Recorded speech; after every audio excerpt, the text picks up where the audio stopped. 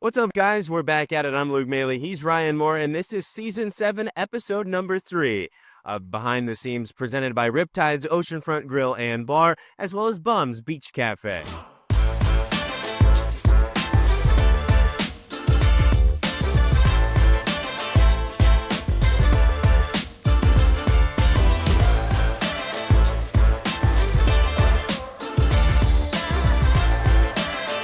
Mr. Moore here joining us. Some exciting news here in Myrtle Beach. 30 more years of baseball at the beach. There was a lot that went into that. Talk to us about what City Council decided just last week. Last week, City Council passed a 30-year lease for the Pelicans to remain in Myrtle Beach at our current ballpark, and we couldn't be more excited about it. Yeah, ton of fun. I know that there was a lot that went into that, and it even came down to the final end of things with Chuck really stepping up, and I've seen the ripples throughout the community. People are very excited to have the Pelicans back. I think that was apparent the whole process. I think it was just trying to find a way to make it work for all parties involved, and thankfully Chuck stepped up and bridged that gap to make all parties feel comfortable in the deal, and the benefits are for all. And the community support that was shown all the way was 1,000% the reason why Chuck did that. And it was kind of special because we got to turn the evening over and then do our favorite thing. What we want to do for the next 30 years is host fans here at the ballpark. Had a ton of fun. We added a fireworks show that night. And then after the game, talk to us a little bit about the emotions. We all got to come together as a group and enjoy some time together, take a breath, and really soak in what just happened. Yeah, first off, I'm going to correct you. You said you guys in the front office, us in the front office, because you're part of the front office. The night at the ballpark after the vote was probably going to be my most memorable night I've ever had working in baseball, whether that was opening up the gates a few minutes early, adding fireworks, seeing people just high-fiving, hugging, just celebrating the fact that we're going to be here. And then when we, turn off the lights, if you will, lock the doors, and the staff all came together and kind of just showed our appreciation for each other. And it was a memorable night for me, and I don't want to speak for everybody, but I would say the vast majority will remember that game that night for the majority of their life. Yeah, and it's, that group of people here right now that got to soak in that moment, but it's not just the people here that contributed to this. It's everyone that came before, anyone that's worked with the Pelicans in the past, present, and even those that will come in the future have an opportunity now because of all the work put in by you guys and everyone throughout the way. Absolutely. The next 30 years is a testament to the first 27, and it's not the last 7 that we just talked about from 2018 to 2025. It's from day one. Ann Frost, director of finance, has been here since day one. Her husband, Frosty, has been here since day one. And it's not just the people that are still here at the ballpark or in Myrtle Beach. It's wherever they may be now, and some of them are long gone from us, unfortunately. But each and every person from that day one to day Tuesday played a part in making the Pelicans a 57-year legacy on the beach at minimum, opposed to just a 27-year entity. So after that city council vote, we talked a little bit about what went on during the game. A special night all around, both on the field, off the field, after the game, before the game. The whole night was super, super special. It really was. We were able to see so many people that were with us at 10 o'clock in the morning that were waiting at the gates. And, selfishly, there was a part, it was like, man, I wish we didn't have a game so we could all just go celebrate at 10 o'clock in the morning. But we coming to work right after that and having the ability to celebrate not just with our staff, but with the community was a perfect night. And, you think that, we were politicians or, somebody really important walking around this ballpark, because everyone's just, can I give you a hug? And I'm not a hugger. I don't like hugs, and it's sweaty out, and I was hugging them. I didn't care. Big old hugs. Hunter's laughing because he knows I don't like hugs. But it's to see the joy from individuals that's representative of the joy of the community of all the efforts that were made over the last 7 years, the last 27 years, there were times where you're like, is this worth it? Tuesday night, that's when you knew, yep, everything was worth it. Yeah, no doubt. And one of the really cool things you mentioned is those fans that are always here backing the Pelicans, whether they travel here for the summer and stay and we see them night in and night out, or whether they are originally from here. One of the really cool things about Myrtle Beach is just the tourism part of things. And so we see a lot of new faces from all different states every single year, but we see a lot of the same faces visiting, multiple times throughout the summer, coming in for a couple of games. Talk to us a little bit about what tourism means to the Birds.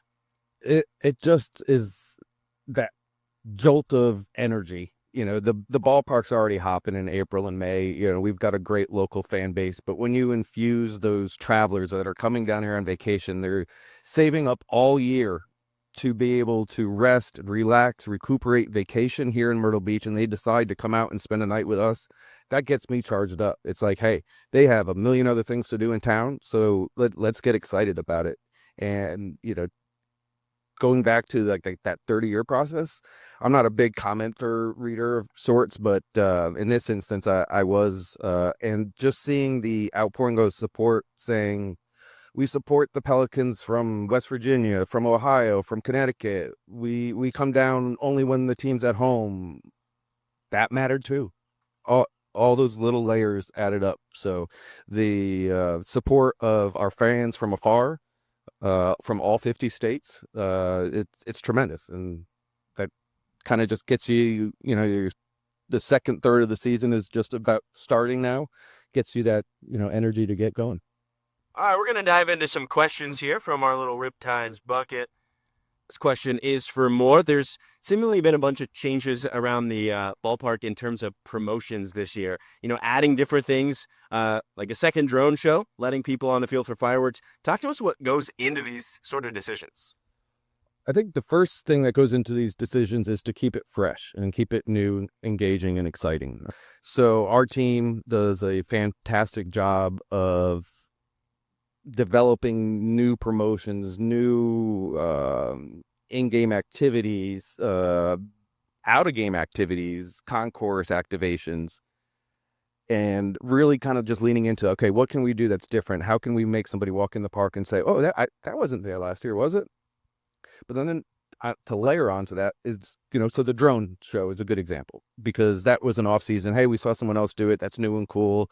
Let's test it out. The response that we got from it was very good. Let's lean into it.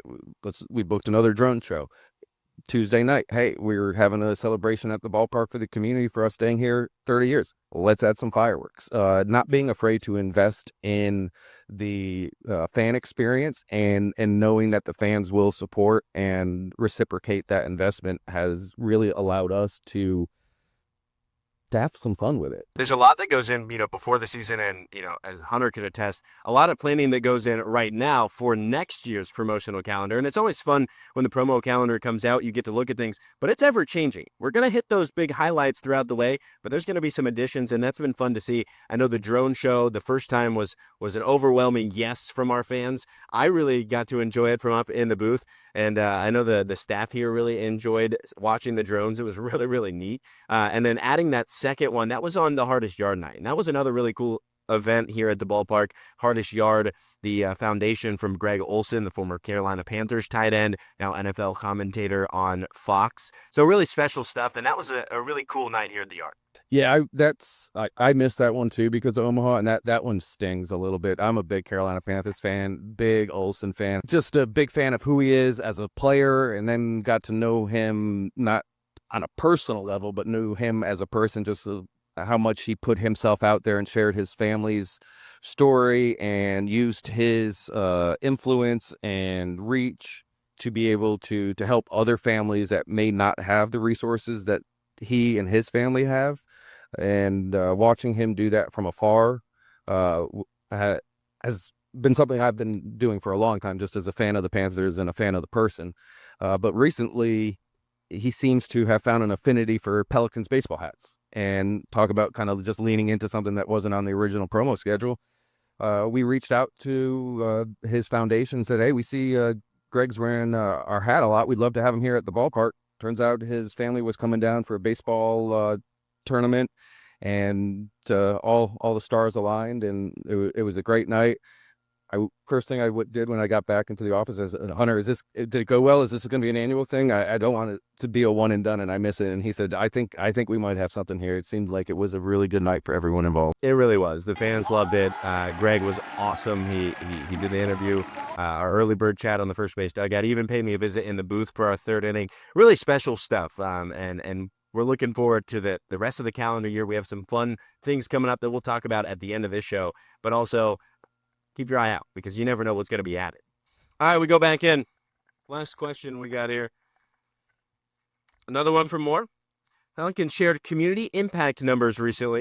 Can you talk a little bit more about what those outreach efforts look like and the role the staff plays in the Grand Strand community? The community allows us to do what we do. And the community allows the players to come here and develop to get to where they eventually want to get to. We're stewards of the community's asset. This ballpark was owned and run by a previous group prior to us, and at some point in time in the future, probably be run by somebody else. And we're just going to carry the baton as well as we can to the next. But to be able to carry that baton as well as you can, you have to be engaged in the community. You have to understand the community, but more importantly, you have to care about the community. It's integral, not just on a professional level, but on a personal level. The amount of people you meet allows you to just further get involved and integrated into our community. Myrtle Beach, as we all know, is a melting pot. There's a lot of transplants, people that aren't originally from here and moved here, and people come together. But I think being involved in the community in those aspects, not just living here, but being at the Miracle League fields, Special Olympics, Pepper Gettings, you name it, whatever, Grand Park, just being out and about and part of this community is why that community was there for us. And we can't be more appreciative of that. And it's also allowed our people to stay here a very long time because it feels like home after just a short period of time living in Myrtle Beach. While we give back to the community has given back way more to us than we could ever give to them. Yeah, that's awesome. Well, we've got one of the most exciting weekends of the entire summer coming up. It's the 4th of July. We've got a 3-game homestand. We're hosting the Charleston River Dogs. It's red, white, and blue weekend. We've got fireworks. We've got giveaways. Moore, you were modeling one of those giveaways in a previous episode. I was wearing a shirt in a previous video. Those are interchangeable word. It's that Hawaiian shirt giveaway. Really cool shirt. It's a cool shirt. We've been having a ton of Hawaiian shirts over the years, and each one just gets better and better. This red, white, and blue one, this is a beach essential. You pair that with the hat that I was wearing. It's a good combo. Yeah, we got fireworks on Friday. We got a giveaway, the shirt on Saturday, fireworks on Sunday. It's Independence Day celebration at the beach. There's no better place to celebrate July 4th than in the sand during the day and at the ballpark at night. Like, what's more Americana than that? And taking on your rival here at the ballpark. That's the only bad thing about that. That's the only bad thing about That's a good thing. No, anytime Charleston, no. No Charleston. Well, they're going to be here. Red, white, and blue weekend. 3 games should be a ton of fun. Make sure to grab those tickets. Get that giveaway on Saturday the 5th. Taking the fireworks on the 4th and 6th. We've got a ton of fun coming up at the ballpark. Special thank you to RipTydz and Bummz Beach Cafe. He's Ryan Moore. I'm Luke Maley. This has been episode 3 of season number 7 of Behind the Scenes.